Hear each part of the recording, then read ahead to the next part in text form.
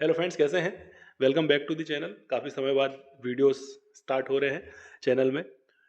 इस वीडियो में हम बात करेंगे डेंटल इम्प्लांट के बारे में। अगर आपका कोई दांत नहीं है और आप उसको रिप्लेस कराना चाहते हैं तो सबसे एडवांस ट्रीटमेंट होता है डेंटल इम्प्लांट, जिसके बारे में हमने पहले समझा हुआ है। थोड़ा सा हम इसमें समझ लेंगे, लेकिन हर ट्रीटमेंट हर पेशेंट के लिए सक्सेसफुल नहीं होता है। इसकी हम इसमें बात करेंगे। कब आपको डेंटल इम्प्लांट नहीं कराना चाहिए, अगर आप करवाने वाले हैं, आपको ये कुछ कंडीशन है तो आपको रुक जाना चाहिए या आपके डेंटिस्ट से बात करनी चाहिए। क्योंकि हम जब भी किसी ट्रीटमेंट के लिए पैसे लगाते हैं, डेंटल इम्प्लांट कॉस्टली भी होता है। तो जब भी हम किसी ट्रीटमेंट के लिए पैसे लगाते हैं, किसी भी चीज़ के लिए पैसे लगाते हैं, तो हमारी होप होती है कि हम उसे ज़्यादा समय तक यूज़ कर पाएँ, अच्छे से यूज़ कर पाएँ। इन केस अगर हमें जानकारी नहीं है और हम करवा लेते हैं, इतना पैसे भी डाल देते हैं, उसके बाद जो जिस पर्पस के लिए हमने कराया है वो नहीं होता है, तो प्रॉब्लम होती है, सेटिस्फेक्शन नहीं हो पाता है। तो इसकी ही हम बात करेंगे। डेंटल इम्प्लांट आपको किन कंडीशन में नहीं कराना चाहिए, ध्यान से देखिए। चैनल में अगर नए हैं या पहली बार विजिट करें तो सब्सक्राइब कर लें और बेल आइकन को क्लिक करेंगे नोटिफिकेशंस के लिए। मैं हूं डॉक्टर हरिशंकर सोनी और आप देख रहे हैं इजी डेंटिस्ट्री।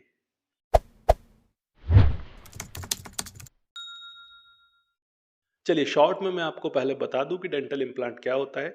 मान लीजिए आपका कोई दांत नहीं है, तो इसमें जो आपकी बोन है इससे सपोर्ट लेकर नया टूथ लगाया जाता है। इसके लिए आपकी बोन में ड्रिल करके एक मटेरियल डाला जाता है जिसको हम डेंटल इम्प्लांट बोलते हैं। स्क्रू लाइक स्ट्रक्चर होता है।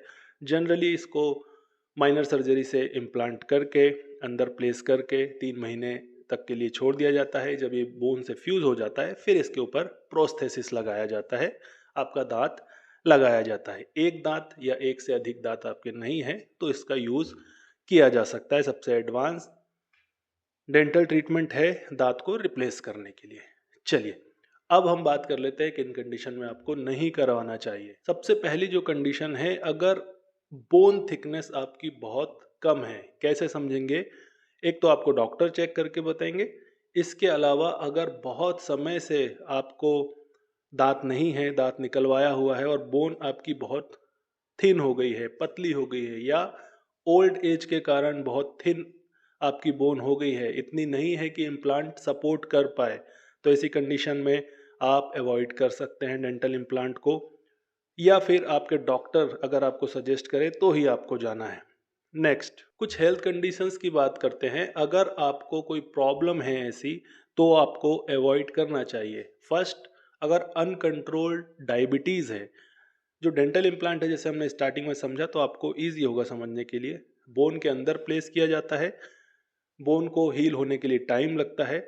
और जो डायबिटीज़ अगर आपकी कंट्रोल नहीं है तो हीलिंग प्रॉपर नहीं होती, इम्प्लांट बोन से फ्यूज ही नहीं हो पाता। तो अनकंट्रोल्ड अगर डायबिटीज़ है आपकी तो अभी के लिए आपको बिल्कुल अवॉइड करना चाहिए। इसके अलावा ओस्टियोपोरोसिस एक कंडीशन होती है, बोन की ये भी प्रॉब्लम है। इसमें भी बोन फॉर्मेशन अच्छे से नहीं हो पाएगा। अगर ओस्टियोपोरोसिस की आपको प्रॉब्लम है, इसके कुछ मेडिसिन आप लेते हैं, ट्रीटमेंट आपका चल रहा है, तो आपको अवॉइड करना चाहिए डेंटल इम्प्लांट। इसके अलावा एक और पॉइंट, अगर इम्यूनिटी का कोई आपको प्रॉब्लम है, इम्यून से रिलेटेड आपको कोई डिसऑर्डर है, प्रॉब्लम है, बीमारी है, तो भी आपको डेंटल इम्प्लांट अवॉइड करना चाहिए। इसमें भी हीलिंग अच्छे से नहीं हो पाएगी, बोन से फ्यूज नहीं हो पाएगा इम्प्लांट। नेक्स्ट है, अगर सीवियर गम रिलेटेड प्रॉब्लम आपको है, स्टार्टिंग में होती है तो जिसमें ब्लीडिंग होती है, मसूड़ों से स्वेलिंग होती है, जिंजिवाइटिस, उसके बाद होता है पायरिया, आपने सुना होगा, पेरियोडोंटाइटिस, बोन रिलेटेड प्रॉब्लम। अगर बोन आपकी प्रॉपर नहीं है, बहुत ज़्यादा इन्फेक्शन है मसूड़ों में, बोन में, तो ऐसी कंडीशन में अभी के लिए तो आपको डेंटल इम्प्लांट अवॉइड करना चाहिए। डॉक्टर से बात करिए।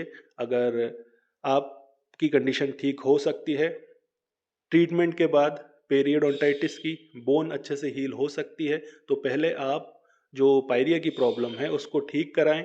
जो दांत निकलवाने के हैं वो निकलवा सकते हैं, कुछ सर्जिकल प्रोसीजर की ज़रूरत है, करवा सकते हैं। उसके बाद अगर बोन थिकनेस अच्छी है, हीलिंग अच्छी है, ओरल हाइजीन आप अच्छे से मेंटेन करने लगे हैं, तो ही आप डेंटल इम्प्लांट कराएं। नहीं तो डेंटल इम्प्लांट कराएंगे, फ्यूज़ नहीं होगा अच्छे से, आगे मोबिलिटी की प्रॉब्लम आपको हो सकती है डेंटल इम्प्लांट में भी। नेक्स्ट है यंग एज में, जनरली जिसको आप समझ सकते हैं टीनेजर्स में। अगर आपकी एज 13 से 19 है, अभी बोन फॉर्मेशन अच्छे से नहीं हुआ है, ऐसी किसी कंडीशन में आपने दांत खो दिया है, दांत नहीं है आपका, तो बोन प्रॉपरली फॉर्म नहीं होती है, तो टीनेजर्स में डेंटल इम्प्लांट को अवॉइड करना चाहिए। अगर आप डेंटल इम्प्लांट ही कराना चाहते हैं तो आपको रुकना चाहिए। एडल्टहुड में आप आए, बोन अच्छे से फॉर्म हो गई है, डेंस हो गई है बोन, तो फिर आप डेंटल इम्प्लांट करा सकते हैं। कम एज में डेंटल इम्प्लांट नहीं कराना चाहिए। तो ये कुछ बातें हैं, इनमें ही मैं एक और पॉइंट जोड़ रहा हूँ। अगर पैनिक कंडीशन आपको है, अगर आप किसी भी चीज़ को लेकर पैनिक हो जाते हैं, किसी प्रोसीजर को लेकर, किसी सर्जिकल प्रोसीजर को लेकर पैनिक हो जाते हैं, काम नहीं रह पाते हैं, या फिर किसी ट्रीटमेंट का अगर ज़्यादा लंबे समय, ऐसा भी होता है कि अगर कोई ट्रीटमेंट लंबा चल रहा है तो भी पैनिक हो जाते हैं पेशेंट। अगर ऐसी कोई कंडीशन है तो भी आपको अवॉइड करना चाहिए, क्योंकि डेंटल इम्प्लांट टाइम लेगा फ्यूज़ होने में बोन के साथ, उसके बाद प्रोस्थेसिस लगने में, उसको वर्क करने में, आपको आदत में लेकर आने में टाइम लगेगा। तो अगर आप डेंटल इम्प्लांट कराना चाहते हैं, काम होकर कराइए, डॉक्टर से बात करिए, वो पूरा समझ लीजिए क्या प्रोसीजर है, कैसे आप यूज़ कर सकते हैं। बहुत अच्छा एडवांस ट्रीटमेंट है, लेकिन ऐसा नहीं है कि डेंटल इम्प्लांट लगाया तो ये कभी इसमें कोई प्रॉब्लम नहीं आएगा। इसको भी मेंटेनेंस की ज़रूरत होती है, इसको भी अच्छे से आपको मेंटेन रखना पड़ता है, क्लीन रखना पड़ता है, कोई इन्फेक्शन नहीं होना चाहिए, बहुत सारी चीज़ें होती हैं, आगे हम समझेंगे किसी वीडियो में। तो स्पेशली कॉस्टली ट्रीटमेंट होता है, एक्सपेक्टेशन बहुत ज़्यादा हो जाती है पेशेंट्स की। हम सोचते हैं कि हमने इतना पैसा इसमें डाला हुआ है और जो नेचुरली होना भी चाहिए, तो हमें कोई प्रॉब्लम कभी नहीं आएगी। तो स्पेशली इसीलिए ये वीडियो है, इसको समझिए। ऐसी अगर कोई प्रॉब्लम है तो आप डेंटल इम्प्लांट को अवॉइड कर सकते हैं, और जब कंडीशंस बेटर होती हैं, डॉक्टर आपको बोलते हैं कि इसका प्रोग्नोसिस अच्छा है, आगे आपको इससे लाभ मिलेगा, यूज़ आप कर सकते हैं, तो डेफिनेटली डेंटल इम्प्लांट आपको कराने चाहिए। चलिए, इस वीडियो में इतना ही। होपफुली वीडियो आपके लिए हेल्पफुल रहा होगा। अगर डेंटल इम्प्लांट आप कराने वाले हैं या सोच रहे हैं तो आपको इसके बारे में जानकारी मिली होगी, समझ में आया होगा। कुछ पूछना चाहते हैं, कुछ कन्फ्यूज़न है, तो आप नीचे कमेंट सेक्शन में लिख सकते हैं। चलिए, जल्दी मिलते हैं नेक्स्ट वीडियो में एक और नए टॉपिक के साथ। Thanks for watching.